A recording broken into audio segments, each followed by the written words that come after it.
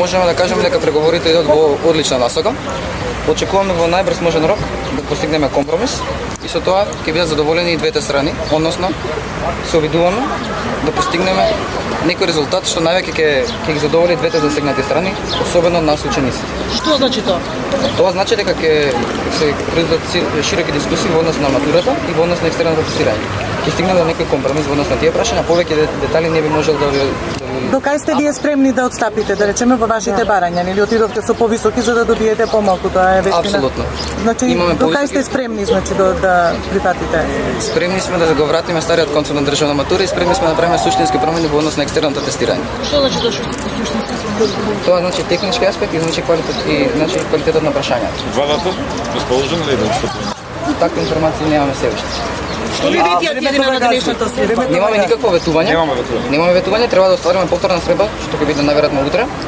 Откако овие предлози, што денеска ги дискутиравме, ќе поминат на седница на влада. Значи, доколку не ги исполнат сите ваши барања? Доколку не ги се исполнат нашите барања, одиме со нов вид на преговори. Ќе останувате ли уште во парков да кампувате?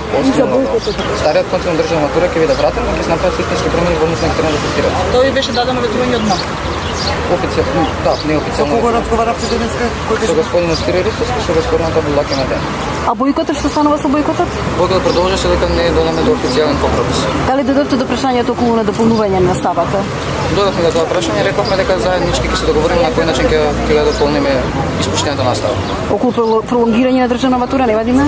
Не, до такво нешто не додавме да заклучиме. Преговорите се во тек, одат во позитивна насока. Ќе преговараме уште, како да се изразам сега, ни беше кажано дека нашите барања, ние ги изложивме нашите ставови, чекаме одговор од нивна страна. За подетални информации ќе известуваме во наредните денови.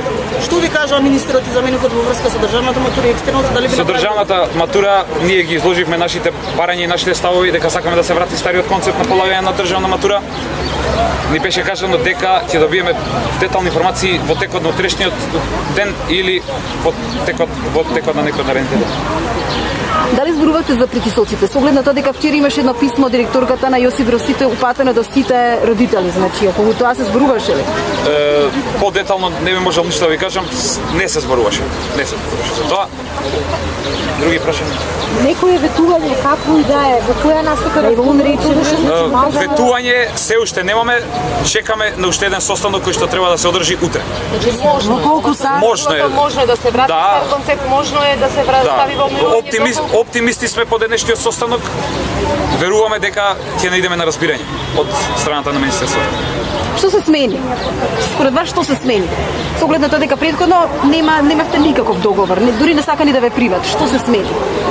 Па се смени и тоа во текот на вчерашниот ден, бидејќи нели беше вчера се одржа прва средба помеѓу нашите представници и министерството.